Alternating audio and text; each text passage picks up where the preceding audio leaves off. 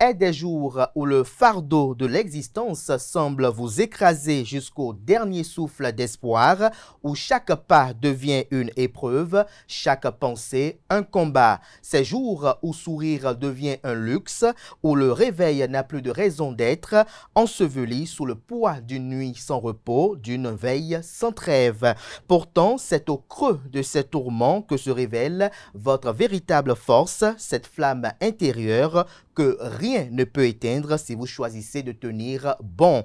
La souffrance, loin d'être une fin, est une forge où se façonnent les âmes résilientes, où les épreuves transforment la douleur en puissance. Ce ne sont pas ceux qui ne tombent jamais qui triomphent, mais ceux qui, malgré la chute, trouvent encore le courage de se relever. Ainsi, chers amis internautes, laissez chaque blessure vous enseigner, chaque obstacle vous affermir et vous découvrirez que l'obscurité elle-même peut être le berceau d'une lumière nouvelle.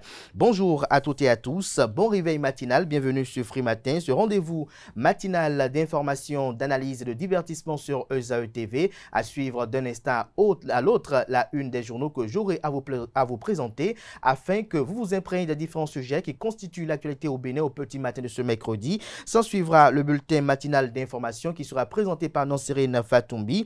Elle nous renseigne au sujet de cette opération policière qui a viré au drame. Elle nous donnera également la substance d'un appel à candidature de la haute autorité de l'audiovisuel et de la communication AC. La brigade sanitaire sera relancée le 28 mars prochain après plusieurs années de suspension. On en parle également et vous aurez à suivre le consultant politique Agapit Napoléon Mafoikan sur l'ambition du Togo d'adhérer à l'Alliance des États du Sahel. Il y a eu également une rencontre entre les présidents de la République démocratique du Congo et du Rwanda, ceci sous l'égide de l'émir du Qatar. On en parlera également dans le bulletin matinal d'information. La page des sports avec Anaël Vianedou nous informe que des journalistes commentent la qualification des Amazones U17 au troisième tour des éliminatoires du Mondial 2025. Vous les suivrez au cours de sa présentation. Également, les conférences de presse d'avant-match de la rencontre Zimbabwe-Bénin se tiennent ce mercredi. Les espérances vous seront livrées au cours de sa présentation. Le Ghana accueille le championnat d'Afrique de football scolaire CAF avril 2025. Les espérances vous seront livrées au cours de la présentation du reporter sportif. Francis Olafarami, dans sa présentation de la définition du jour, nous présente ce matin l'expression « s'enfuir en quatrième vitesse ». Les trucs et astuces avec Atifa et Olafa nous présente comment retirer les taches de transpiration des vêtements. Le prénom du jour avec Romaric Djesugogbenou nous présente les prénommés Joseph. Les prévisions astrologiques avec Komlan Quentin Amoussou. Les natifs du signe Sagittaire sont les plus favorables en ce jour. Natifs du 10 signes, votre audace se révélera payante aussi bien dans le domaine professionnel que matériel. Une augmentation ou un gain d'argent inattendu sera le bienvenu dans votre budget en ce moment restreint. Ouf, s'exclament les astres, vous respirez enfin, se réjouit-il. Juste après les prévisions astrologiques de Komlan Quentin Amoussou, je recevrai pour vous le professeur David Kofi Aza, qui est prêtre de Fa, président du Conseil national des cultes endogènes, grand maître de l'authentique universel ordre de la Reine-Mère au Nord. Avec lui ce matin, on parle des cluitors, notamment des revenants, leurs implications et influences sur les hommes. Pour l'exercice, je serai en compagnie de Atifa et Itayo Olafa. Voilà un peu la trame de la matinale du jour, chers amis internautes, juste après l'instant pub qui vante les mérites de l'école supérieure d'administration, d'économie, de journalisme et des métiers de l'audiovisuel ESAE, école sans laquelle ESAE TV n'existe pas. Juste après ceci, on se retrouve pour la une des journaux.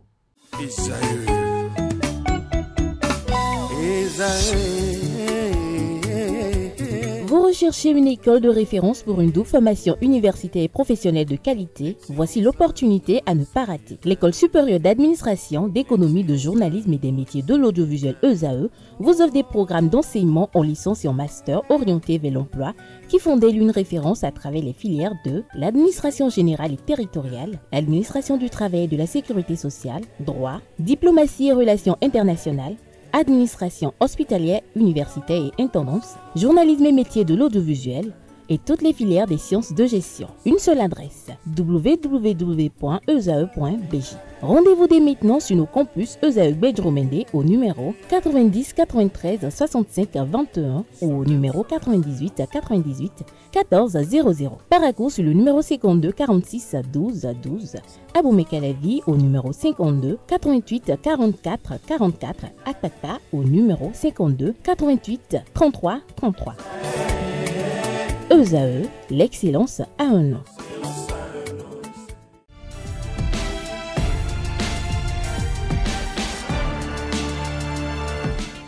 Bonjour à nouveau, chers amis internautes. Nous démarrons cette une des journaux comme il est de tradition sur ESAE TV par le quotidien Maison, le quotidien béninois d'information générale et d'analyse L'Informateur qui ce matin en manchette nous titre « Affrontement entre civils et forces de l'ordre à Bouka dans la commune de Kalalé, des morts, des incendies, des actes de vandalisme ». Le cas nous précise des détails sur le bilan à la page 3 de sa livraison, mais il nous mentionne néanmoins en manchette à travers quelques lignes. Il nous informe qu'une intervention policière dans la nuit de ce lundi 17 mars 2025 a occasionné la mort d'un commerçant et représailles. Les populations ont brûlé motos et voitures des éléments de la police républicaine, posé des actes de vandalisme au domicile du chef de l'arrondissement et du village et tiré sur un policier qui a succombé. Retrouvé, comme je le disais tantôt, le bilan à la page 3 de sa livraison. On peut lire également à la une du quotidien béninois d'information générale et d'analyse L'Informateur de ce matin. Organisation de culte œcuménique à Kandi et Natitengu.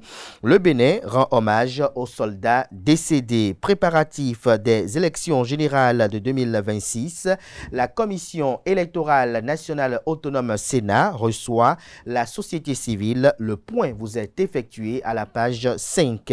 Haute autorité de l'audiovisuel et de la communication AC, un appel à candidature pour les médias en ligne lancé. Retrouvez des précisions dans les colonnes de la page ce matin de L'Informateur. À l'oreille droite en titre, journal école, coopération intercommunale, le Niger quitte l'OIF. On lit à présent la manchette de La Nation, mobilisation des recettes douanières, les objectifs largement atteint. L'article qui vous renseigne est à découvrir à la page 3 de la livraison. On peut lire également à la une du quotidien national d'information de ce matin, élection générale de 2026, 100 000 agents électoraux à recruter par la Commission électorale nationale autonome Sénat. On peut lire également à la une de la parution de ce mercredi du quotidien de service public, télétravail au Bénin, l'urgence d'un cadre légal, contribution du secteur privé au développement économique et social, participe au DEL, montre la voie aux communes. L'article qui vous renseigne est à découvrir en page 11. Nord-Est du Bénin, les clés de la rentabilité de l'artisanat du bois sont à découvrir dans les colonnes de la livraison de ce matin. Fraternité, ce matin manchette, publie un dossier sur les violences basées sur le genre, un fléau silencieux. Les démarches pour se faire entendre sont à découvrir aux pages 2, 3, 4 et 5. Rencontre entre la plateforme électorale des organisations de la société civile et la Commission électorale nationale autonome Sénat. Un dialogue constructif entre OSC et Sénat pour des élections apaisées en 2026. Un point vous est effectué à la page 6. On lit également à la une de Fraternité de ce matin, voix de femme. Reine d'Angola, projecteur sur une femme du passé dont les œuvres d'éclat sont parvenues à notre temps. Le matinal à présent, commune de Kalalé, 2 morts et des blessés dans un affrontement, des motos de la police et une voiture incendiée. Retour au calme après une séance de sensibilisation. Le point de la situation actuelle est à lire à la page 2. On lit à présent la une de Matin Libre. Opinion du juriste Angelo Adela Lacon, la Cour face à l'apologie du troisième mandat, que comprendre du titre du Canard, élément de réponse aux pages 6 et 7. On lit également à la une de Matin Libre de ce matin, lancement du nouveau service Push et Pull, les transferts d'argent entre comptes BOA et Move Money possibles, des précisions à la page 12. On peut lire également à la une de Matin Libre de ce matin, nutrition, comment allier jeûne et équilibre alimentaire. Une opinion de Dr Rachidatou Karimou est à retrouver à la page 5. Visite de courtoisie, le président du Conseil économique et social CES, Conrad Gbagidi, à la Cour des comptes, le point des échanges dans les colonnes de sa livraison. Le Béninois libéré nous libère ce matin en manchette. Lancement de la lettre de voiture électronique. Une nouvelle ère pour la gestion du fret routier au Bénin. Suspension illégale du chef d'arrondissement de Glodjigbe. Le préfet doit annuler cette décision entachée d'irrégularité, estime le confrère. Le potentiel en manchette parle de sécurisation du transport routier de marchandises. L'Agence nationale du transport terrestre, ANAT, innove avec l'émission des lettres de voiture électronique. Le Canard précise que le Bénin franchit une nouvelle étape dans la modernisation du transport routier de marchandises. Une plateforme numérique baptisée Système électronique de gestion du fret routier du Bénin, notamment CGFR Bénin, CGFR Bénin a été mise en place pour simplifier la gestion du fret. Retrouvez des détails sur les grandes innovations apportées avec cette initiative salvatrice dans les colonnes de sa parution de ce matin. Le potentiel parle de suspension du chef d'arrondissement de Glodjigbe, cabale politique, conseil municipal floué, le maire Angelo Arwandinou manipulé, estime le Canard, qui mentionne en 4 points que dans un premier temps que le préfet du département de l'Atlantique, Jean-Claude Kodia, devra réaffirmer l'autorité de la loi pour suspendre l'arrêté illégal. En deuxième point, autant pour moi, 2 taupes élus municipaux grincheux et haineux contre Setonji Boko à la base de cette procédure bancale. En troisième point, le maire n'est peut-être pas le vrai auteur de la demande d'explication. Le registre de langue banalissime nourrit des doutes. Et en quatrième point, le chef d'arrondissement de Glodjigbe sacrifié pour juste assouvir une soif politicienne. Le CA de Glodjigbe sacrifié pour juste assouvir une soif politicienne. L'article du Canard qui vous renseigne sur ces différents points listés à la une, notamment en deuxième de titre, à la page 4 de sa parution. Relations sexuelles inappropriées entre professeurs et apprenants à Bantais. Il oublie les maths, couche avec une mineure et devient prisonnier. On lit également à la une de Le Potentiel de ce matin, affrontement autour d'une cargaison de cajou à Kalalé, un policier tué, des dégâts matériels enregistrés. Le Progrès à présent, rencontre entre Patrice Talon et Conrad Gbagidi. Une convergence de vues sur les défis socio-économiques retient le Canard. L'économiste à présent, réduction des polluants organiques, UEMOA, Union économique et monétaire ouest-africaine, nouveau projet pour une gestion durable des déchets. Gestion des finances personnelles, CIF Group célèbre la semaine mondiale de l'argent et de l'éducation financière. Libération nous libère ce matin en manchette. Défense de la patrie, un hommage rendu aux soldats tombés au front, des cultes en leur honneur. En illustration, la photo du ministre délégué auprès du président de la République en charge de la défense nationale en la personne de Fortuné Alain Nouati. Projet Arche, assurance pour le renforcement du capital humain. 4000 artisans bientôt formés, nous annonce le Canard qui publie à la page 7 de sa parution le communiqué de la haute autorité de l'audiovisuel et de la communication AC au sujet de la sélection des exploitants de sites internet. Le dit communiqué qui est la dite exploitation de sites internet qui est lancée. Le confrère de la matinée à présent, à 1 an des élections générales de 2026, les émissions politiques se résument à des monologues ou à des discussions peu animées. L'autocensure et les contraintes réglementaires pèsent sur les journalistes, limitant leur capacité à animer des débats ouverts et contradictoires, fait observer le Canard. Agression et violence sur un photographe sportif.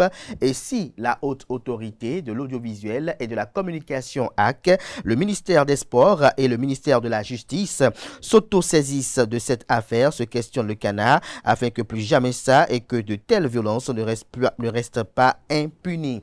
L'emblème problème du jour à présent, présidentielle de 2026. Pourquoi le dauphin de Patrice Talon suscite tant d'intérêt, se questionne le Canard. Appel à candidature visant à régulariser les médias en ligne. Les conditions à remplir par les promoteurs d'organes vous sont exposées à la page 3. Le pays émergent à présent.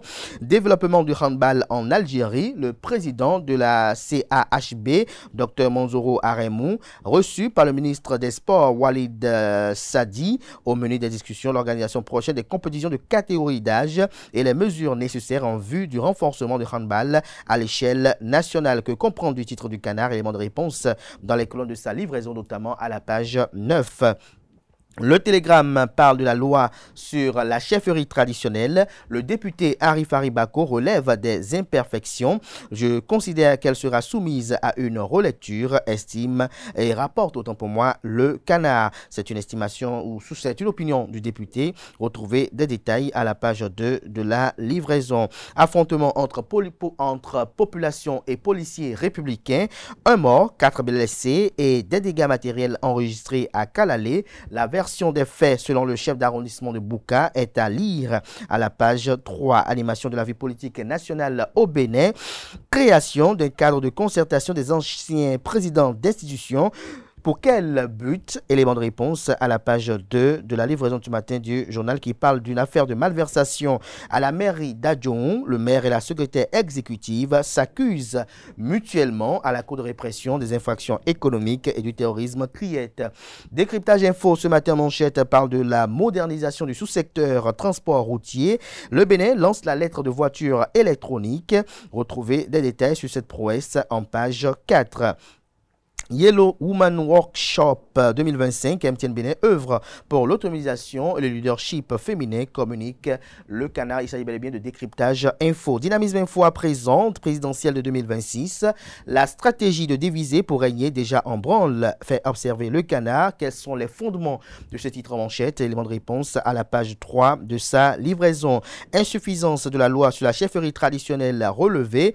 Rien ne pressait pourtant pas dans l'adoption de la disposition. L'article à lire en page 5. Le Soleil Bénin Info ce matin, soupçon de malversation à la mairie d'Adjoun. Le maire Zanoubo et la secrétaire exécutive se bagarrent devant la criette. Pourquoi le Canard titre ceci? Les fondements en page 5. Ce sera tout pour la présentation de quelques titres parus ce jour dans la presse locale. Les quotidiens sont disponibles dans les kiosques, également accessibles en ligne pour ceux d'entre eux disposant bien évidemment d'un site internet. Merci de votre attention. Place à présent au bulletin matinal d'information et à la page des sports. Le bulletin matinal d'information avec vous, Nasrine Fatoumi, bonjour. Bonjour Abdelkader. Merci d'être là. Bonjour à Wanel Dou. Bonjour à vous. Merci également d'être là ce matin pour la page des sports. On démarre ce bulletin matinal d'information avec une opération des éléments de la police républicaine qui a viré au drame. C'est bien cela, amis internautes, bonjour. Dans la soirée du lundi 17 mars 2025, un affrontement entre les forces de l'ordre et la population locale a fait un mort et 4 blessés. Selon les informations, tout a commencé par une descente de la police républicaine venue interpeller un commerçant spécialisé dans l'achat de soja et de noix de cajou. L'individu recherché depuis le dimanche précédent aurait pris la fuite, poussant les agents à tenter de forcer l'ouverture de son magasin pour en saisir le contenu. La population locale opposée à cette intrusion s'est interposée pour empêcher les forces de l'ordre d'accéder au stock de marchandises. C'est dans ce climat de forte tension qu'un des 5 policiers présents a ouvert le feu sur la foule, tuant un homme sur le cou et blessant 4 autres personnes. Un appel à candidature de la Haute Autorité de l'Audiovisuel et de la Communication HAC fait l'actualité. Cet appel à candidature s'inscrit dans le cadre de l'application des dispositions de la loi 2014 sur la radiodiffusion numérique et du Code de l'information et de la communication de 2015. Selon le communiqué officiel de la HAC, cet appel à candidature s'adresse à toutes les personnes physiques ou morales souhaitant exploiter un site internet fournissant des services de communication audiovisuelle et de presse écrite destinés au public béninois. Les candidats intéressés ont jusqu'au 2 avril 2025 à 17h pour soumettre leur dossier de candidature. Les dossiers de candidature doivent être déposés en 2 versions, une version papier reliée à remettre au siège de la HAC à Cotonou ou dans les directions régionales et une version électronique unique à envoyer par mail. Après plusieurs années de suspension, la brigade sanitaire sera lancée très prochainement. Après la suspension de ses activités il y a une vingtaine d'années, la brigade sanitaire sera relancée le 28 mars 2025. Une cérémonie qui va se dérouler dans la salle de conférence du 12e arrondissement de Cotonou. Au micro de Kanté Amoussou, le vice-président de la brigade sanitaire au Bénin, Honora Agbotomé, nous en dit plus et présente le rôle ainsi que le statut de cette institution. Suivons ensemble. En réalité, vous savez, quand nous parlons de la brigade sanitaire, je voulais donner l'exemple d'abord sur le corps de la police. Comprenez que dans la police, entre-temps, il y avait le corps urbain et le corps judiciaire. C'était de cette façon donc, que les choses devaient être gérées au niveau de la brigade. C'est pour dire quoi? Donc, au niveau de la brigade, il y a la police sanitaire qui sont habilités à verbaliser. Or, ceux de la brigade, les brigadiers sanitaires sont les hommes du terrain, comme le corps urbain, et qui devaient aller sur le terrain, constater les infractions, et pour que la poursuite maintenant soit acheminée donc, au niveau de la police sanitaire, qui peuvent aller au niveau du parquet donc, et continuer sur la poursuite judiciaire, je dirais. C'est un corps qui ne marche pas sur le budget de l'État. Il faut le comprendre. Par contre, la police sanitaire marche sur le corps de l'État. Donc, c'est pour apporter assistance non seulement à nos populations, à nos frères, tel que l'arrêté de 2000 pris par le ministre de la Santé à l'époque là, l'a dit dans son arrêté. Donc c'est des hommes qui, d'abord, qui ont une fonction. C'est des gens qui ne vivent pas dans la loisiveté et qui ont quelque chose, qui font quelque chose d'abord, et qui ont la volonté maintenant d'apporter un plus pour leur population, pour leur bien-être en un mot. Voilà ce pourquoi elle a eu à créer le corps de la brigade sanitaire, des brigadiers sanitaires en son temps. Mais ce que je voulais dire surtout par rapport à ce corps, c'est-à-dire le lancement, ce corps a connu un lancement officiel en 2002 par l'ex-maire, donc Nyonofou Isidore en son temps. Il y a un papier. Pour cette fois-ci, parlant du 28, c'est juste une relance de la brigade sanitaire connue de bon nombre de ces autorités de ce pays et qui a véritablement apporté un plus dans le bien-être de leur population. Donc voilà ce que je voulais surtout préciser par rapport à ce corps qui sera relancé le 28 prochain dans la salle de conférence du 11e arrondissement.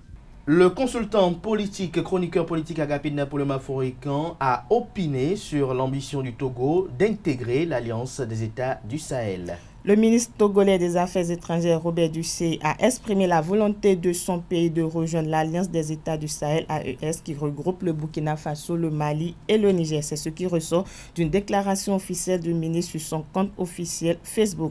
Au micro de Francis Fahami, Agapit Napoléon Mafourekan, consultant politique, s'est prononcé sur cette déclaration. Suivons ensemble. S'il advenait que le Togo adhère à l'AES, les implications, c'est que le Togo ne serait plus à la CEDEAO. Ça, c'est le premier. Ou alors le Togo servirait de pont entre l'AES et la CEDEAO. Donc le Togo jouerait un rôle sans tampon, comme le papa Yadema le faisait déjà de son vivant. Donc le fils aurait repris la fonction du père de manière plus formelle. Par exemple, le Togo n'est pas un pays sahélien. Donc le Togo peut offrir, donc peut y entrer pour ses propres intérêts, pour être une sorte donc, de débouché vers la mer pour les pays sahéliens réellement. Et donc, et le Togo, avec la situation que le Bénin a avec le Niger, a déjà récupéré rapidement, disons, les dividendes nés des problèmes, disons, les conséquences des problèmes entre le Niger et le Bénin. Le Togo a offert son port, a offert des garanties et s'est plié. Bon, donc, du point de vue commercial, le Togo peut tirer un bon gain de son adhésion à l'AES. Du point de vue politique, je ne sais pas, pas grand-chose, sinon que l'AES ne fera pas d'injonction politique. Il ne faut pas l'oublier. Donc, du point de vue politique, l'AES qui n'est pas créée, qui est une organisation créée plutôt par rejet des injonctions de la CEDEAO, en matière politique. Donc, une fois le Togo entré dans l'AES, il y aura plus ces injonctions-là. Et donc, le Togo peut continuer sa politique tranquille, cette mutation interne, sans être obligé de s'expliquer devant la CEDEAO, par exemple. Donc, vous voyez qu'il y a quand même des implications et c'est peut-être à la CEDEAO d'analyser ces genres de déclarations, ces genres de situations. Le Togo l'exprime, il n'est pas encore parti. Pendant que le Ghana fait le tour, après le Sénégal et Diomaye Faye, le Ghana et son nouveau président aujourd'hui font le tour pour demander, le président ghanéen a fait le tour des 3 États sahéliens, le Burkina, le Mali et le Niger, a fait le tour donc pour leur dire de revenir, enfin, pour plaider la cause de la CEDEAO. Donc, vous voyez, ça bouge dans tous les sens. Et une telle décision du Togo ne manquera pas donc de faire parler, de faire jazzer, de faire bouger, mais aussi d'ouvrir le feu sur peut-être les mutations nécessaires pour une organisation comme la CEDEAO qui a besoin de se dépoussiérer, de se réévaluer et peut-être de se repositionner au regard des objectifs d'aujourd'hui et surtout des défis à relever au niveau sécuritaire et au niveau aussi des enjeux internes de chaque État. En boucle avec cette historique rencontre entre le président de la République démocratique du Congo et également celui de Rwanda. C'est une première depuis le sommet de l'Union africaine en février 2024. Le face-à-face a eu lieu ce mardi 18 mars au Qatar sous la médiation de l'émir pour tenter de trouver une solution à la crise sécuritaire de l'Est de la RDC. Kinshasa accuse son voisin de soutenir la rébellion du M23 qui s'est emparée de larges parts des provinces du Sud et du Nord Kivu. Des accusations étayées par plusieurs rapports des Nations Unies mais démenties par Kigali. D'après les informations, Kinshasa est reparti de Doha avec un certain optimisme. Nous espérons que cette rencontre va calmer les ardeurs des combattants sur le terrain. Les 3 parties ont également convenu de poursuivre les discussions entamées afin d'établir des bases solides pour une résolution durable du conflit dans l'Est de la RDC. Merci à vous pour cette présentation du bulletin matinal d'information. Chers amis internautes, on poursuit cette matinale. À présent, on va suivre Anaël Vianedo pour la page des sports. Aneldo, bonjour à nouveau. À nouveau, bonjour à vous, bienvenue. Des journalistes commentent la qualification des Amazones U17 au 3e tour des éliminatoires du Mondial 2025. Effectivement, après le succès en aller-retour face à la République démocratique du Congo, les Amazones U17 se sont qualifiés pour le 3e tour des éliminatoires de la Coupe du Monde féminine U17 2025. Grâce à cette performance, les joueuses de Ida Azonsou se accèdent à un niveau supérieur dans la compétition, un niveau où elles vont affronter bien sûr l'équipe de la Zambie pour tenter de se hisser dans la phase de poule de la Coupe du Monde féminine U17 2025. Des journalistes sportifs analysent cette qualification au micro de Romaric Tchesougou Benou. La qualification des Amazones du Bénin et les Amazones du Bénin U17 lors du 2e tour des éliminatoires de la Coupe du Monde n'est rien d'autre que le résultat du travail qui est en train d'être fait depuis un bon moment. Nous avons eu un championnat qui est en cours, nous avons des filles qui ont de temps de jeu et en plus de ça, on a quand même eu une très belle préparation, une bonne préparation pour cette double confrontation face aux léopards de la RDC. On a vu une équipe sous les ordres de la sélectionneuse Ida Azonsou entourée de son staff technique dont le coach Louis Figo Bonou. Et le travail a été bien abattu, les filles se sont bien préparées. À Lomé, lors de la manche aller, on a vu une équipe béninoise qui était du moins en place, qui n'a pas été du tout inquiétée. De retour également du côté de Kinshasa, on a vu également cette même formation. C'est dit quand même que la préparation a simplement donné son résultat. C'est le fruit d'une préparation bien faite. Et je félicite au passage la sélectionneur Ida Azonsou et le coach, mon très cher ami Louis Figo Bonou pour le travail qu'ils ont abattu. Et nous sommes très contents pour cette qualification et nous allons vite nous remettre au travail pour affronter la Zambie lors du prochain tour. Les Amazones ont confirmé tout le bien que nous avons pensé d'elles après la victoire obtenue au stade de Kégué à Lomé. Elles ont pu prendre le meilleur sur les léopards de la RDC sur le score de 2-0. C'est vrai que nous avons aimé leur prestation, leur circulation de balles. Le fond de jeu, vraiment, c'était rassurant. Seulement, nous avions déploré qu'elles n'aient pas été prolifiques en attaque, rien que 2 buts, alors qu'elles ont pu se faire beaucoup d'occasions de but. Et nous avions souhaité qu'elles puissent garder la même dynamique, sinon le même état d'esprit au match retour, mais qu'elles y ajoutent de l'efficacité. Et puis, ça n'a pas raté. Les filles sont allées à Kinshasa, elles ont joué dans le même registre, mais avec un mental un peu plus fort, un peu plus de confiance, avec le capital de la victoire au match aller. Et puis cela allié à quelques problèmes d'organisation au niveau des Léopards, les filles se sont donné toutes les chances de passer ce 2e tour et de se qualifier pour le 3e tour. Nous sommes heureux de voir sur le total des 2 rencontres, ça fait 5-0 pour les Amazones. Je crois que c'est une très belle prestation. Et maintenant, elles vont passer le dernier tour pour porter le drapeau du Bénin au mondial de football U17 qui aura lieu en octobre prochain. Le 3e et dernier tour pour la qualification pour la Coupe du Monde, nous avons en face de nous l'équipe de la Zambie, la formation U17 de la Zambie. Et quand on sait qu'en termes de ce qui se fait le plus mieux sur le continent, au niveau du football féminin, la sélection zambienne se retrouve parmi les meilleures sélections. C'est dit quand même que nous avons en face de nous une équipe très structurée, une équipe bien en place. Ça revient à dire que nous devons vraiment bien préparer cette rencontre, prendre cette rencontre au sérieux. Ce qui revient à dire que les joueuses vont continuer le travail dans leur équipe.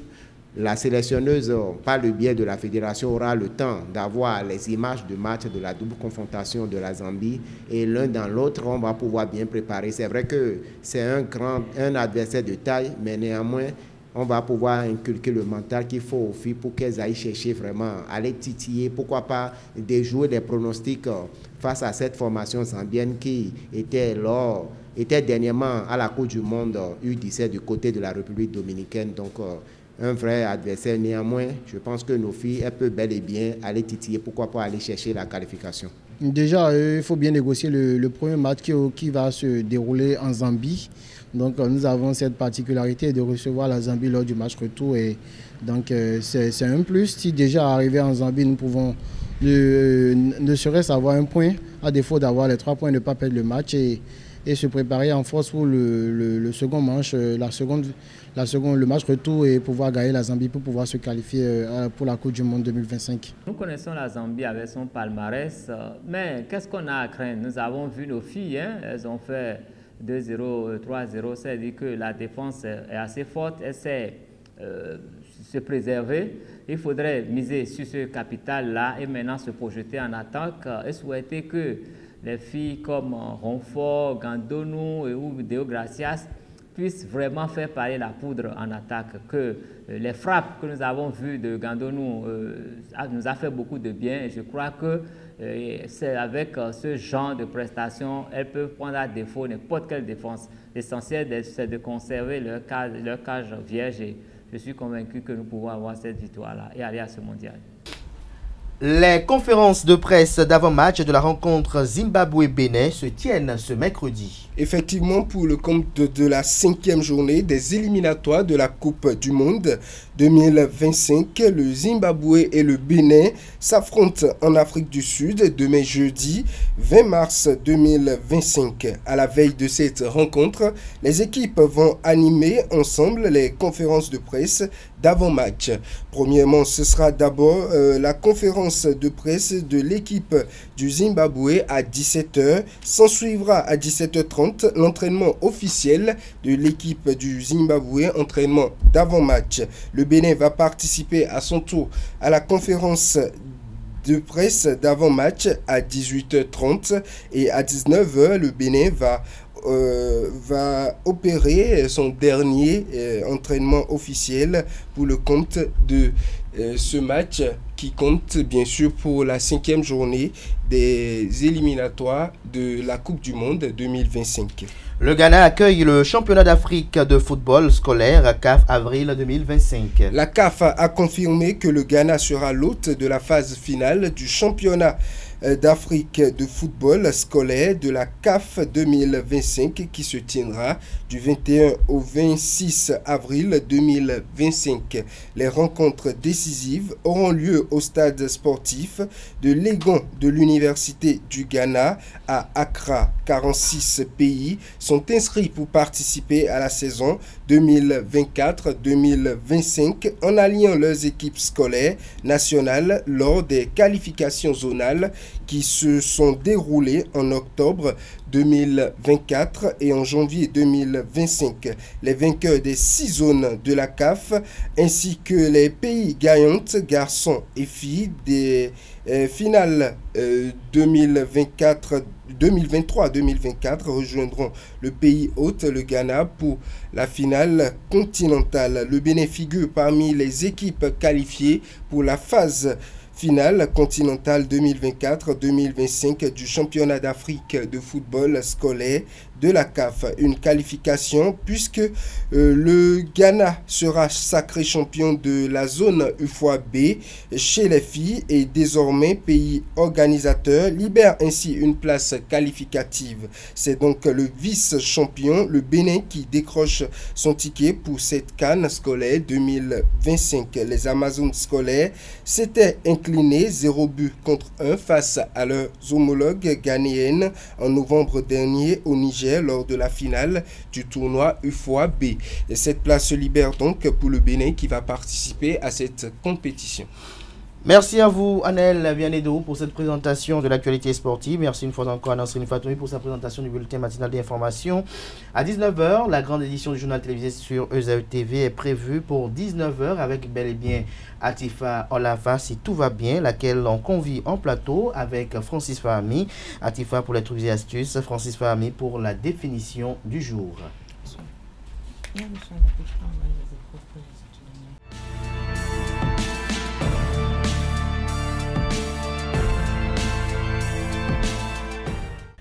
La définition du jour avec vous, Francis Lafarami, bonjour. Bonjour, Kader. Merci d'être là ce matin. Atifaïta Lafa, bonjour. Bonjour, Kader.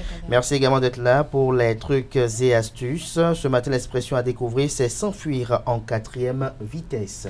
En effet, à toutes et à tous, bonjour. S'enfuir en 4e vitesse veut dire partir précipitamment le plus vite possible. Cette expression est attestée depuis le XXe siècle et c'est d'ailleurs de là qu'elle tire son sens. En effet, à cette époque-là, les voitures sont passées des boîtes à 3 vitesses à celles de 4 vitesses, symbolisant ainsi la rapidité ou la vitesse. Dans ces conditions, on comprend aisément qu'en 4e vitesse est une image indiquant quelque chose de très rapide. Locution apparue au XXe siècle de vitesse et 4e car à l'époque de l'apparition d'une 4e vitesse dans les boîtes de vitesse des automobiles, cette nouvelle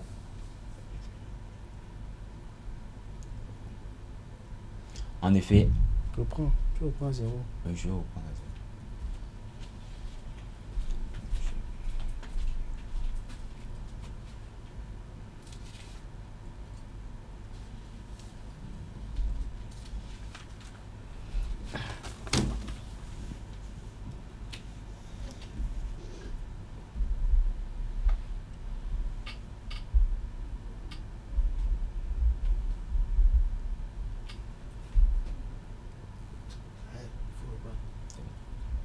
En effet, à toutes et à tous, bonjour. Chers amis internautes, s'enfuir en 4e vitesse veut dire partir précipitamment le plus vite possible. Cette expression est attestée depuis le XXe siècle et c'est d'ailleurs de là qu'elle tire son sens. En effet, à cette époque, les voitures sont passées des boîtes à 3 vitesses à 4 vitesses, symbolisant ainsi la rapidité. Dans ces conditions, on comprend aisément que en 4e vitesse est une image indiquant quelque chose de très rapide, de 4e et de vitesse, car à l'époque de l'apparition d'une 4e vitesse dans les boîtes de vitesse des automobiles, cette nouvelle vitesse invoquait ainsi une rapidité. Chers amis internautes, c'est tout pour la définition de ce matin. Merci et à la prochaine. Merci à vous pour votre présentation. À présent, on retrouve Atifa dans les trucs et astuces.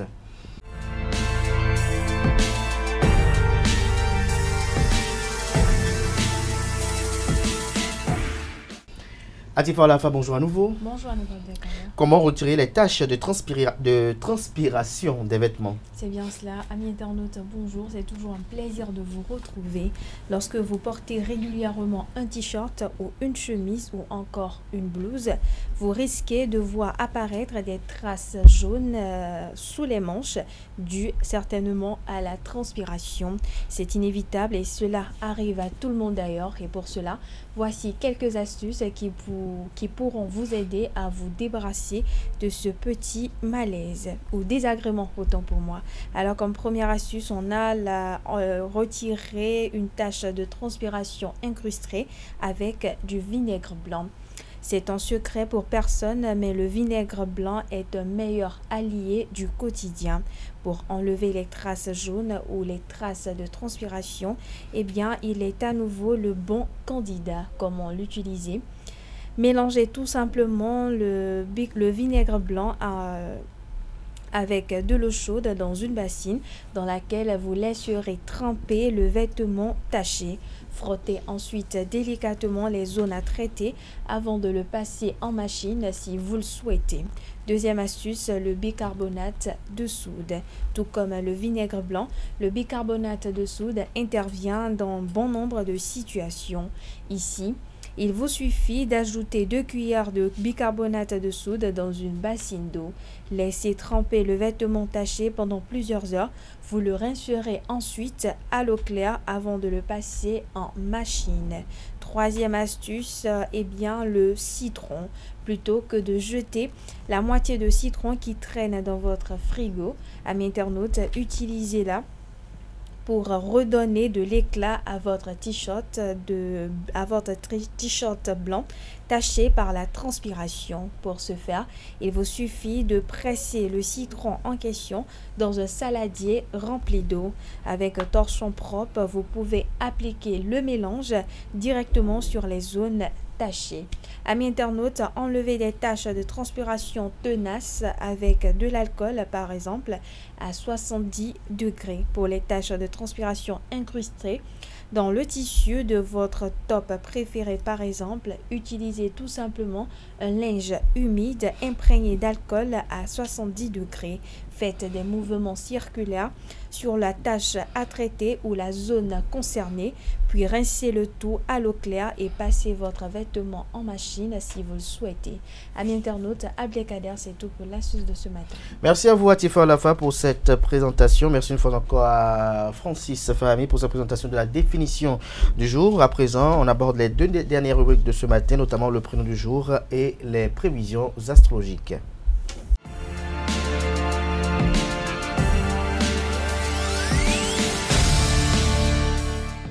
Le prénom du jour avec vous, Romaric Djesougo Benou, bonjour. Bonjour. Merci d'être là. Bonjour à Komlan Kanté Amoussou. Bonjour Kader. Merci également d'être là pour les prévisions astrologiques. Très beau ce matin. Merci. C'est très joli. Bonjour une fois encore à Romaric qui nous présente ce matin les prénommés Joseph. Oui, Abdelkader, nous allons parler des personnes qui se font appeler Joseph ce matin. Dans l'Ancien Testament, Joseph est l'un des fils de Jacob et de Rachel. Il est le fils préféré de son père, ce qui lui vaut la jalousie de ses frères. Un jour, après avoir eu comme vision d'un avenir prometteur et glorieux, ses frères décident de le vendre à des marchands de passage qui l'emmenèrent donc en Égypte. Joseph sera donc ensuite revendu au Pharaon comme esclave.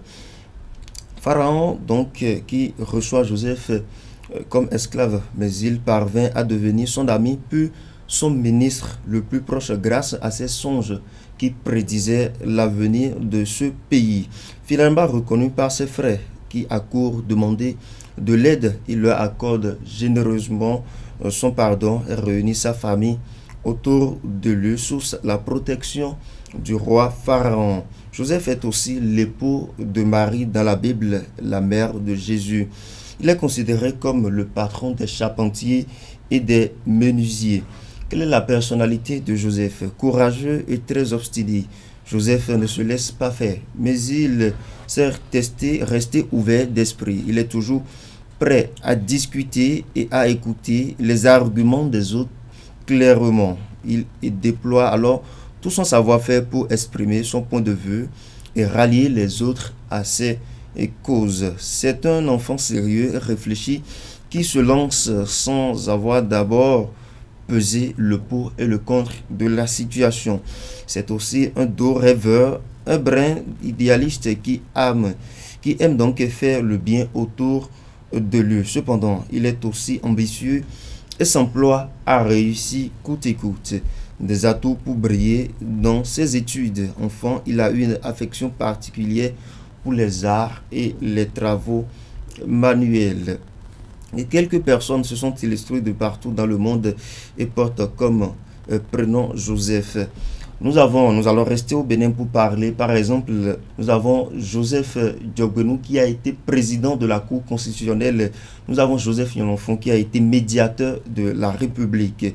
Joseph Adion Keke a été magistrat au Bénin. Quel est donc le caractère de Joseph? Sinon, le nom de Joseph en musulman, c'est Youssef que porte Joseph en musulman. Voilà, amis internautes, c'est tout pour la rubrique prénom du jour de ce matin. Merci à vous pour cette présentation. Chers amis internautes, à présent, on retrouve Quentin pour les prévisions astrologiques.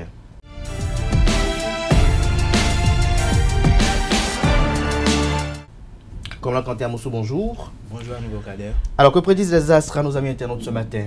Amis internautes, bonjour. Bélier, vous serez amené à faire le point sur votre travail tout en prenant un peu de recul par rapport à certains de vos collègues. Amis du signe Taureau, vous aurez une vision plus large de votre avenir professionnel, bien évidemment, ce qui vous aidera à mieux vous situer. Gémeaux, à présent, aujourd'hui, les efforts vous semblent fastidieux, vous êtes plus facilement distrait et le moindre papillon vous embarque dans des rêveries dont vous avez du mal à vous sortir.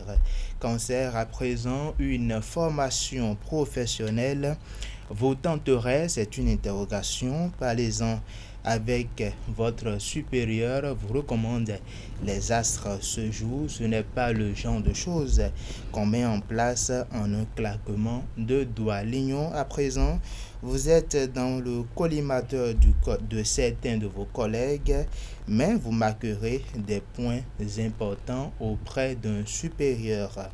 Amis du signe Vierge, tout va pour le mieux dans le cadre de votre travail. Aucun problème ne se présentera à l'horizon, excepté peut-être une question d'ordre financier.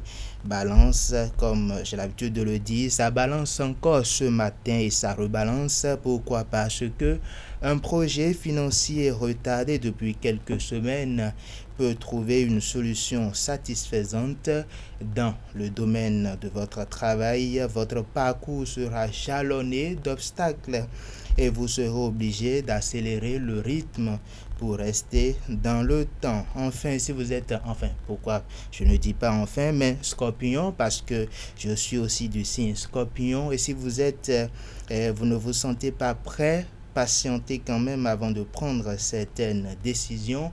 Prenez le temps de réfléchir, bien réfléchi bien sûr, avant de faire un choix définitif. Si vous êtes Sagittaire comme Jesu Gogbenou, que j'invite à me suivre religieusement ce matin, votre audace, cher Sagittaire bien sûr, se révélera payante aussi bien dans le domaine professionnel que matériel. Une augmentation ou un gain d'argent inattendu sera le bienvenu dans votre budget en ce moment restreint. Ouf, vous respirez enfin. Et donc, Yesugo et tous les Sagittaires respirent enfin. Capricorne, vous maîtrisez mieux la situation. Vous pouvez prétendre à de nouvelles responsabilités. Cher Verseau, tenez les engagements pris, même si s'ils vous paraissent difficiles à atteindre. On vous attend au tournant. Méfiez-vous. Enfin, cher Poisson, le secteur des finances est favorisé, mais réfléchissez tout de même bien avant de prendre une décision dans ce domaine, surtout si une opportunité comporte des risques et qu'on et qui s'offre à vous. Et voilà, c'est tout pour l'horoscope de ce matin. Merci à vous, Komlan Kanté Amosso, pour votre présentation. Merci une fois encore à Romaric Djessougougouenou pour sa présentation. Chers amis internautes, à présent, nous passons à l'invité matinal de ce matin, ce matin, avec le professeur David Kofi Aza.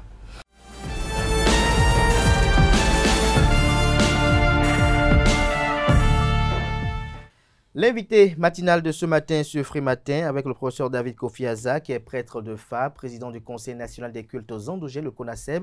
Il est également le grand maître de l'authentique universel ordre de la Reine-Mère au Nord. Bonjour à vous, David Kofi Aza. Ça fait un sacré bail par ici. Merci. Vous nous avez manqué aussi à nos amis internautes qui s'abreuvent constamment de ce que vous nous livrez tous les mercredis. Merci de renouveler avec la tradition. Bonjour à nouveau à Tifa Olafa. Bonjour à nouveau. Ce matin, on parle des Kulitors, c'est-à-dire des défunts. On parle de leur influence sur l'homme, leur influence également sur l'homme et sans occulter également les interactions qui peuvent exister. À Tifa Olafa, vous pour la première question. Oui, bonjour à nouveau, professeur. Bonjour. Alors, on parle du culte Kultor. Si je me prononce bien. Hein. De culte. Kultor. Ok, d'accord. Alors, que comprendre concrètement par ça que comprendre concrètement et que symbolise le culte Oui, il faut déjà dire que l'homme vit, naît et meurt. L'homme naît, vit et meurt. C'est un cycle. Explicitement exprimé par les jours de la semaine du Fa qu'on appelle Faisan, qui dit pendant ces 3 premiers jours, mais job pour nous vaudou. C'est-à-dire que quand l'homme naît, meurt, il devient saint. En un mot. Donc vaudou, c'est saint. Oui, mais job pour nous vaudou. C'est-à-dire que les vaudous sont considérés comme des saints au même titre que les défunts. Le Kulitor, en quelque sorte, c'est la libération de l'esprit avec le corps et l'âme. Parce que il ne faut pas oublier que l'homme est tridimensionnel. Nous avons le corps physique, nous avons l'âme, personnalité et nous avons l'esprit. Alors, quand on dit que quelqu'un meurt, qu'est-ce qui vraiment meurt en nous? C'est le corps physique. Mais l'âme ne meurt pas, l'esprit ne meurt pas. Mais au fil des années, l'esprit peut mourir par inanition, mais l'âme, non. Donc, c'est cet esprit-là que nous appelons Kulitor, qui n'est pas forcément le revenant, parce que le revenant n'est qu'un aspect idiomatique exprimé par la civilisation Urbanago. Mais le Kulitor, dont on parle généralement par les défunts, n'est que l'expression physique, mais imperceptible de l'esprit de l'individu, d'un individu. Et à partir de là, il représente l'individu lui-même, mais en même temps, il est un pont. C'est une passerelle entre le monde visible et le monde invisible. Parce qu'on ne peut voir véritablement dans le monde invisible que lorsqu'on meurt réellement. Donc, lorsque on se sépare du corps physique. Donc, cette séparation du corps physique est exprimée par la libération de l'esprit de l'individu. Au fait, étant donné que nous sommes vivants, nous sommes dans une prison d'argile. Chacun de nous sommes dans une prison. Donc, quand on meurt, cette prison libère l'esprit et libère l'âme, personnalité. Mais l'âme retourne au soleil, mais l'esprit reste ici, ne quitte pas notre sphère terrestre. Tout au plus, il va à la lune et revient encore sur la terre. Tout à l'heure, vous avez dit, si vous mettez, vous avez dit que tout défunt est un saint, oui. Tout vaudou est un saint. Est-il une interrelation entre vaudou et défunt? Et est-ce que au niveau de chaque vaudou, il y a la manifestation d'un défunt? Pour dire vrai, aucun vaudou ne peut véritablement se manifester sur cette terre s'il n'y a pas la présence d'un Kulitor. Aucun vaudou. Aucun vaudou, même les Legba, les Falegba. Même les Legba, les Falegba, les Minona, les Kenessi, les Dan, les Sakpata, les Torosu. Aucun vaudou ne peut se manifester sur cette sphère, au niveau de cette sphère terrestre s'il n'y a pas la présence d'un Kulitor. Aucun. Aucun. Et comment cela est possible? Comment le Kulitor intègre ce vaudou-là pour l'animer? Est-ce que c'est celui qui l'active, qui l'appelle par inadvertance, ou son nom ou les noms de ceux qu'on choisit sont invoqués? Vous savez, les éléments isolés ou combinés, quand je parle des éléments isolés ou combinés, je parle des éléments, la matière prima de chaque vaudou. Pour que cette matière prima puisse se manifester à travers cette entité, il faudrait que cette matière prima soit dotée d'un esprit. Il y a deux formes d'esprit que la matière prima se dote. Il y a l'esprit animal et l'esprit humain. L'esprit animal, ce sont les animaux utilisés. Les animaux décédés, bien sûr, utilisés, donc les charognes utilisées pour matérialiser l'esprit des animaux qui doivent se manifester à travers cette entité. Et après, maintenant, il y a l'invocation ou la présence d'un reste humain au niveau de cette divinité-là pour lui permettre également de se manifester. Donc, sur cette terre, nous avons la manifestation de vie à travers deux espèces regroupées au niveau du règne animal. Dans le vaudou, tu as besoin d'un reste humain? Pas forcément, il peut y avoir besoin de l'esprit d'un défunt. On peut invoquer juste un esprit. Parce que vous savez, quand vous mettez en place un vaudou, vous êtes obligé de rendre, pas gloire, pas forcément, mais d'invoquer les anciens qui ont fait la même chose avant vous. Et l'esprit de ces anciens-là se manifeste également à travers cette divinité. Et quand l'esprit se manifeste à travers cette divinité, l'esprit permet à la divinité, effectivement, d'accomplir les tâches qui lui sont assignées. Et c'est à partir de ce moment-là que véritablement la divinité se manifeste. Parce qu'il ne faut pas oublier que nous sommes dans le domaine de la spiritualité. Or, la spiritualité signifie clairement la manipulation et la maîtrise de l'esprit. Cet esprit-là peut être l'esprit d'un désincarné, donc d'un défunt. Ça peut être l'esprit d'un animal, ça peut être l'esprit des plantes. Parce que les plantes aussi ont des esprits. Mais moi, j'ai quand même, j'aimerais que vous me fassiez une petite précision. Est-ce que c'est les Kulito qu'on appelle encore les Egungun?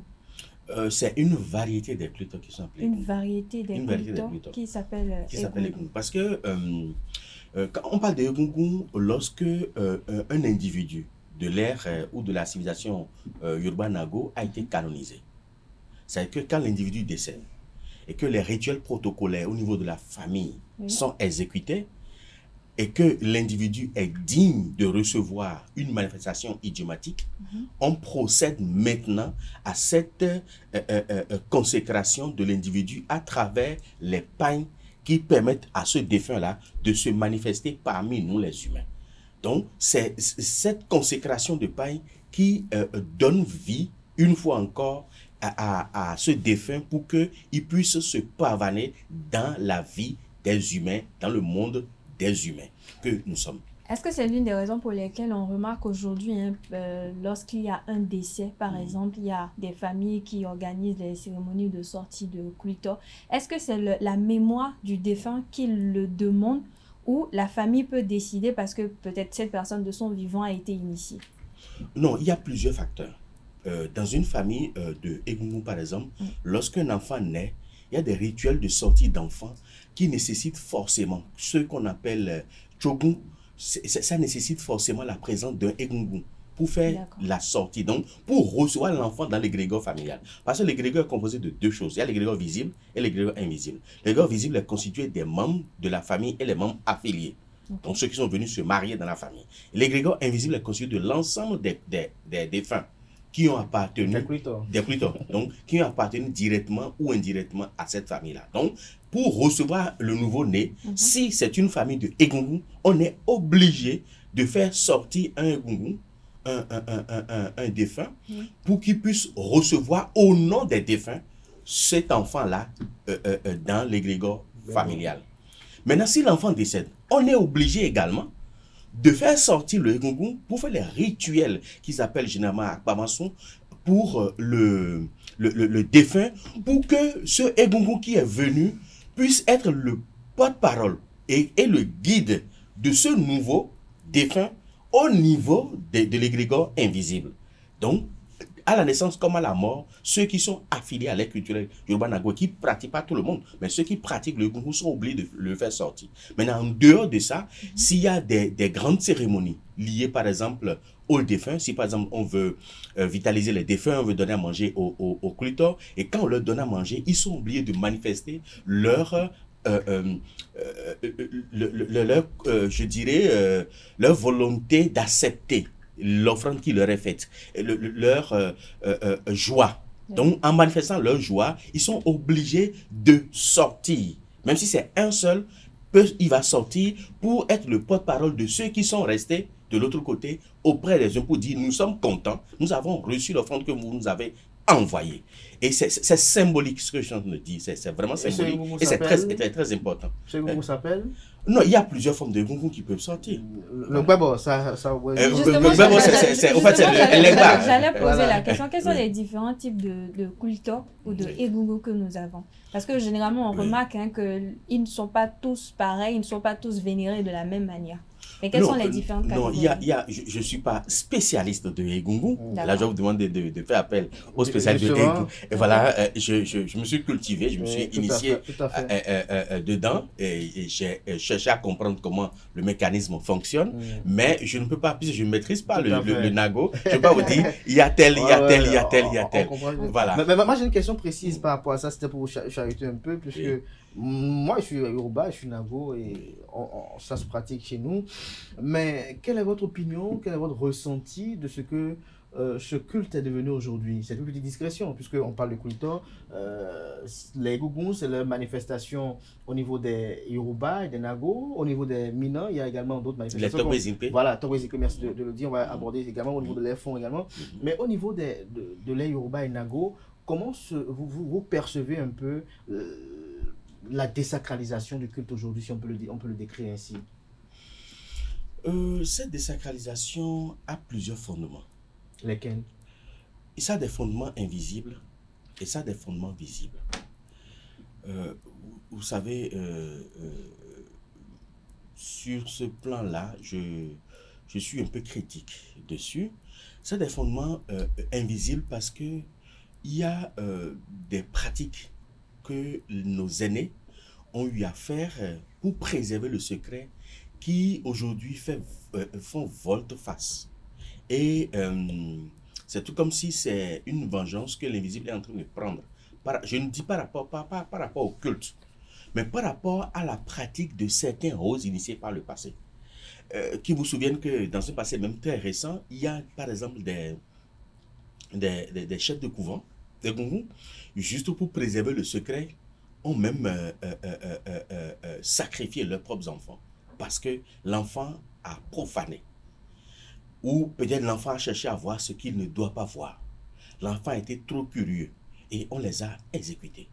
Ces âmes-là, exécutées de cette manière-là, réclament vengeance, au fait. Pour dire pourquoi, puisque pourquoi ceux-là ont été sacrifiés hier, parce que ce qui se fait aujourd'hui, là, s'il y avait 40-50 ans que ça se faisait, c'est impossible. C'est impossible.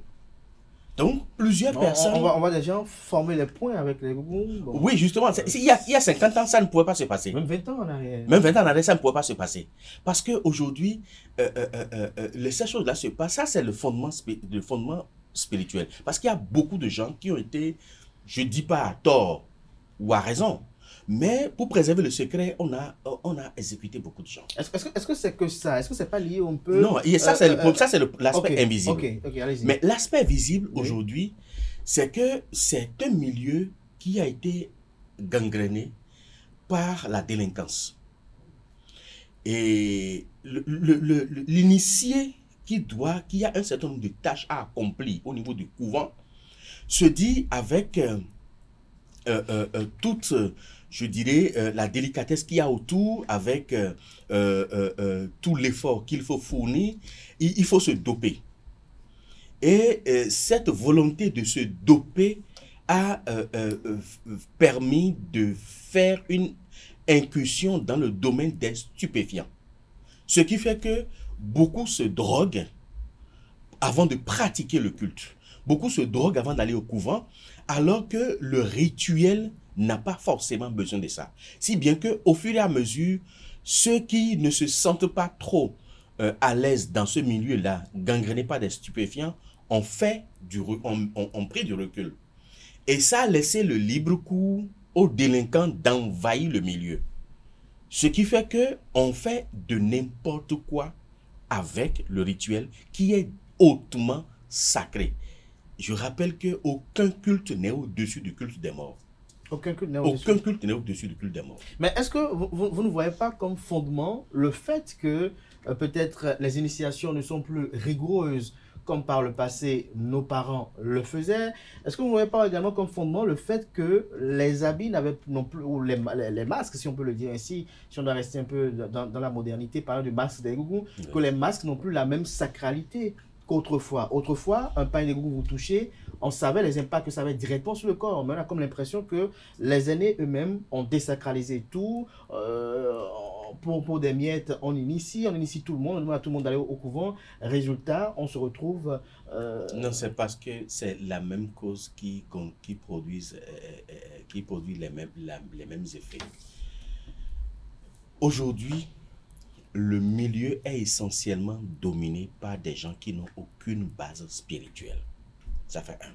Deuxième chose, ils ne jurent que par le stupéfiant. Et que si tel est le cas, et que j'ai besoin peut-être de 5 000, de 10 000 pour m'acheter, je dirais de n'importe quoi, hein, pour m'acheter ma dopamine, pour me doper, c'est que si un individu vient et dont on ignore la moralité, qui amène les 5 000 ou les 10 000, je le prends, je le fais rentrer au couvent, quitte à le profaner. Le problème qui se pose aujourd'hui, c'est parce qu'on a perdu, où les anciens ont compris ça pour dire, si c'est comme ça là, je préfère partir avec la connaissance. Le Egungun rime avec Olugbon. Et tous les masques ayant reçu une consécration conséquente, effectivement, quand ça te touche, il y a forcément une réaction que cela provoque dans ton corps. Il y a un déséquilibre. Mais aujourd'hui, les masques ne sont plus consacrés avec de telles puissances. Ça fait un. Deuxièmement, ceux qui sont à la charge aujourd'hui, ceux qui ont en charge ce culte-là, cette liturgie, n'ont plus de force au plan occulte. Tout ce qu'ils savent aujourd'hui, c'est la violence. Et en dehors de la violence, ils n'ont plus rien. Oui, mais hier, ce n'était pas la violence. Oui, ce qu'on constate aujourd'hui, c'est que le Egungun sort. Oui. C'est vrai qu'il y a parfois des déviances que nous condamnons, mais on constate que dans le rang des spectateurs, il y a comme d'autres qui ont des élans de défiance. Oui. Oui, à l'endroit de la... Pensez-vous que quelqu'un qui est normal peut-il défier une divinité en public? C'est qu'il est déjà dopé, il est déjà drogué et il s'est préparé en conséquence. Mais il ne faut pas oublier aussi que dans le milieu, il y a des règlements de compte. Et c'est des occasions pour profiter d'un côté comme de l'autre pour mener des règlements de compte. De toutes les manières, c'est un milieu à assainir. Mais assainir le milieu sur le plan administratif ou sur le plan politique ou sur le plan législatif ne va pas régler le problème. Ce qui a réglé le problème, c'est de renvoyer encore dans le milieu de ce culte-là les puissances de destruction. Tant qu'on va ramener les puissances de destruction et que les gens vont craindre quelque chose, la délinquance va toujours continuer. Parce que hier, ce n'était pas possible. Parce que quand tu viens, tout le monde a peur.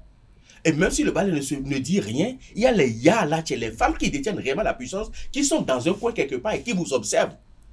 Moindre chose, on vous renvoie en même temps des imprécations et puis vous tombez, vous rentrez, vous mourrez. Et c'est ça qui avait permis de préserver le secret pendant un certain temps. Mais aujourd'hui, combien de Yalache détiennent effectivement de telles puissances dans ces couvents?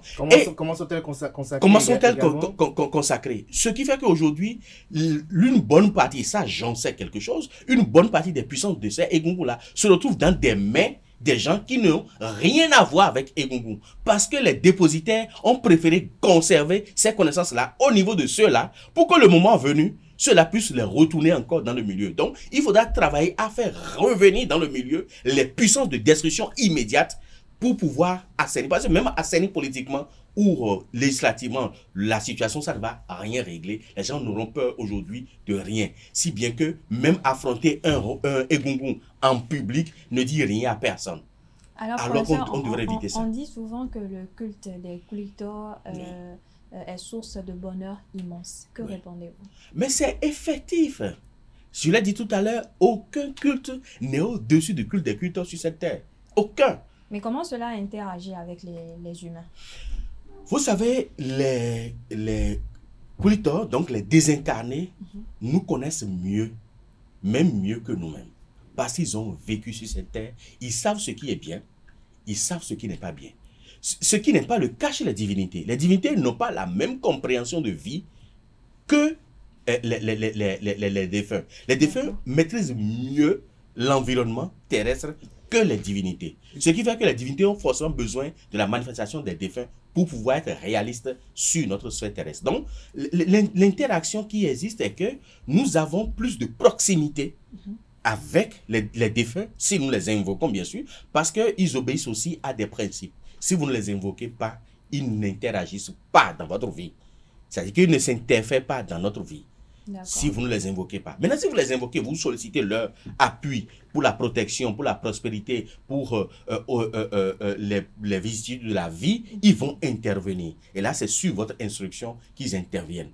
Et à partir de ce moment-là, nous avons le devoir d'exploiter ce pan de notre spiritualité, donc, qui sont les désincarnés, pour pouvoir avoir un mieux-être au niveau matériel, au niveau financier, parce que eux, ils ont vécu sur cette terre, ils savent ce que c'est que la souffrance et ils savent ce que c'est que le bonheur. Ils ont la facilité de nous créer le bonheur, de nous créer le chemin, de nous frayer le chemin pour qu'on puisse vite atteindre le bonheur que nous visons et le bien-être que nous visons. Comme Atifa l'a dit tout à l'heure, c'est un culte qui regorge immensement de bonheur, oui. Mais à la fois, c'est également un culte très dangereux qui peut vous ruiner si vous ne savez pas vous y prendre avec. C'est un culte dangereux qui peut ruiner la vie de l'individu qui se méprend face à la liturgie des désincarnés. C'est individuel. C'est individuel. Alors la question précise actuellement, c'est de savoir pour ceux qui ont reçu le phare ou qui d'une façon ou d'une autre sont sous l'influence des culteurs, quelle est la posture à adopter? La première des choses, pour quelqu'un qui a le phare sur son phare, il y a la présence des culteurs, ou quelqu'un qui a le joto, comme joto, un culteur, parce qu'il y a aussi cette autre manifestation-là, puisque au niveau de l'ère culturelle au fond, Marie ou encore Adja, on fait ce qu'on appelle le joto. Le joto, c'est quel ancêtre éponyme est à la base ou quel est désincarné à la base de la naissance de tel individu. Donc, on recherche ça. Donc, si vous êtes influencé par un joto, la première des choses, c'est déjà d'être en harmonie avec ce monde. Parce que c'est un monde complètement à part qui a son principe, qui a ses règles. Et là, il y a des défunts, il faut pas oublier que les défunts sont dans l'obscurité. Donc, c'est quand il fait nuit que eux, il fait jour chez eux. Donc, leur journée, c'est la nuit et leur nuit, c'est la journée ici. Et à partir de ce moment-là, il faudrait que, pour être en harmonie avec eux, c'est que la nuit, vous ne pouvez plus vous vertir du noir. Et vous ne pouvez plus rester dans l'obscurité la nuit. Sinon, ils auront du mal à avoir accès à vous et à vous mettre dans les conditions nécessaires, surtout des conditions vibratoires nécessaires pour que vous puissiez obtenir soit la protection, soit la prospérité. Donc, il faudrait qu'on crée l'harmonie. En dehors de ça, ces gens, le monde exige une certaine droiture. Ce qui fait que quelqu'un qui est influencé par les gungus doit adopter une posture de vie qui doit être vraiment la plus irréprochable possible. C'est des gens qui ne doivent pas rester dans les faux trucs, dans les faux coups, dans les manigances des coups bas, dans des intrigues. Ils ne doivent pas du tout figurer. Les conspirations ne doivent pas figurer dans ces choses-là pour être en harmonie avec les culteurs. Parce que les culteurs le voient, mais lui ne les voit pas. C'est ce qui fait la dangerosité à ce niveau-là. Parce qu'eux, ils nous voient, mais nous, on ne les voit pas. Et partout où on passe, ils savent ce que nous disons et ils savent ce que nous faisons. Donc, il faut rester en harmonie. Il faut être le plus droit possible dans la vie si on veut bénéficier de leur... Que manger pour être en harmonie avec eux? Que manger? C'est aussi important. On nourrit l'âme, on nourrit le corps, on nourrit l'esprit. Que manger pour être en harmonie avec les cultures? Pour être en harmonie avec les cultures, il faut manger suffisamment d'azote et de protéines. L'huile rouge? Non, pas forcément l'huile rouge. L'azote se trouve dans les haricots. Les diverses formes d'haricots, il faut consommer. Les protéines, beaucoup plus les viandes, surtout les viandes de brousse, voilà, pour être en harmonie avec les cultures. Et les mets dérivés d'haricots. C'est comme atta, par exemple, c'est comme le lait, par exemple. Voilà, c'est des mets qui sont beaucoup plus en harmonie avec les gungus. Alors pour ça, sachant que le egun est issu du milieu Yoruba, Nago, Qu'en est-il des autres ethnies, par exemple le Minan, le Fon et autres? Qu'en est-il pour vous? Les cultures Mina, Ashanti et également Evé, ça donne beaucoup plus au Top Ezinpe pour matérialiser les Egungun, pour matérialiser les Kulitors, donc les désincarnés. Mais au niveau du milieu Fon, nous faisons les reliques métalliques que nous appelons assins pour matérialiser les désincarnés. Mais il y a des fois où on peut leur faire des représentations idiomatiques temporelles. Et là, ce sont ces deux calebasses qu'on renferme pour pouvoir les invoquer de façon temporelle. Et après, ils peuvent également repartir. Mais au niveau du septentrion, ils ont plusieurs manières. Il y a des agriculteurs qui matérialisent les désincarnés par la pierre, les granites, sceaux. Et il y a d'autres qui matérialisent les défunts par des lances. Il y a d'autres qui matérialisent les défunts par les cônes, dans les cônes des oiseaux, des animaux de brousse, les bélans, dont les buffles par exemple, les antilopes et autres, ils utilisent leurs cônes pour matérialiser leurs défunts. Donc, chaque peuplade a adopté des méthodes spécifiques pour matérialiser les défunts. Pour matérialiser les défunts. Alors, comment, pour finir, comment faire pour être en harmonie avec les défunts si on est sous leur influence et véritablement en jouir? Et comment profiter également dans le même temps de leur grâce, puisque vous allez dire qu'ils sont à la base de toute divinité, ils sont à la base de tout vaudou. Donc, comment faire pour être quand même en très bonne harmonie avec eux? C'est déjà de tenir compte des principes établis en matière de désincarné au niveau de notre famille, au niveau de notre ère culturelle. Parce que ce que les Egungun on fait au niveau des Egungun, au niveau des cultures Yoruba Nago, c'est pas la même chose au niveau des Fons, et c'est pas la même chose au niveau également des Mina et ou encore nos gens de Dendi, Bariba ou autres. Donc déjà, il faut se contenter déjà de ce qu'on fait de façon familiale et respecter les interdits, les totems de sa famille pour être en harmonie avec les Egungun. Parce que généralement, les interdits et les totems au niveau des familles sont liés aux défunts. Tous les interdits de famille sont liés aux défunts, directement. Est-ce que quelqu'un qui est d'une autre ethnie peut invoquer, par exemple, le Egun, qui est issu du milieu? Non, si c'est la question des désincarnés, c'est une question de clan. Si votre clan familial n'est pas rattaché au Egungun, n'allez pas invoquer les Egungun. Mais si vous êtes initié à Egungun, n'allez pas les invoquer. Mais lorsqu'on le fait, ça a des répercussions. Dans certaines régions aujourd'hui, comme on l'a dit, répercussions. Oui, vous savez, voilà là où les déséquilibres s'observent. Quelqu'un qui n'est pas affilié ou qui n'a pas le sang Yoruba Nago ou qui n'est pas rattaché directement ou indirectement, une famille qui n'est pas rattachée au Nago ne doit pas avoir les Egungun chez eux. Le reste là, c'est ce qu'on appelle le suivi Nujromen. On a vu faire, c'est joli, on veut aussi faire. Or, le truc de Egungun, c'est un truc purement familial. C'est un truc du sang. Mais on peut être Yoruba Nago et ne pas être forcément de la lignée. On peut être Yoruba Nago et ne pas pratiquer les Egungun dans sa famille. D'accord. Il y a beaucoup de Yoruba et beaucoup de Nago qui ne sont pas affiliés au culte de Egungun. Mais si vous êtes affilié au culte de Egungun, il vaut mieux respecter. Mais si vous n'êtes pas affilié, n'allez pas les invoquer. Même si vous êtes initié, vous savez comment ça se passe, n'allez pas les invoquer. Invoquez les défunts tels que votre famille l'a adopté. C'est la première des choses. David Kofi Aza, il y a quand même quelque chose d'important qu'on a oublié d'opiner dessus par rapport aux Kulitors. Est-ce que quelqu'un qui est sous l'influence des Kulitors, notamment sur son phare, est-ce qu'il peut aller aux enterrements? Est-ce qu'il peut aller aux obsèques de quelqu'un? Est-ce qu'il peut aller à la réception de quelqu'un? Quelle est la posture adoptée? C'est quand même très important. Si quelqu'un est influencé par un désincarné, il est tenu de s'abstenir des cérémonies funéraires.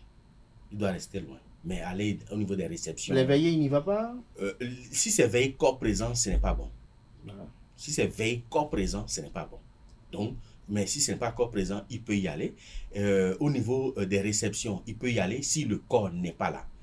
Maintenant, le reste, peut-être aller à l'église ou aller dans la famille, présenter le corps, aller voir le corps, présenter les condoléances, amener le corps au niveau du cimetière, mettre du sable dessus, il faudrait qu'il évite. Maintenant, si c'est un parent où il est tenu d'être présent pour accomplir son devoir en tant que fils ou fille, il doit se scinder d'un rameau au niveau de la taille. Et il y va. Et après, il apprête en même temps les faits liturgiques de purification dans un seau d'eau. il ajoute de la senteur et dès qu'il enlève le rameau, il se purifie en prenant un bain. C'est très important. Merci à vous, David Kofi-Aza, pour ces dernières précisions qui sont très importantes et capitales par rapport au sujet du jour. Merci à vous, Atito Alafa, pour la pertinence des interrogations également. Merci à vous, chers amis internautes, sans lesquels nous ne sommes rien. Merci de votre fidélité. Portez-vous bien. Ainsi prend fin Free Matin de ce matin. On se retrouve demain par la grâce et la volonté divine, sans occulter celle des hommes. Belle suite de programme sur Eusel TV.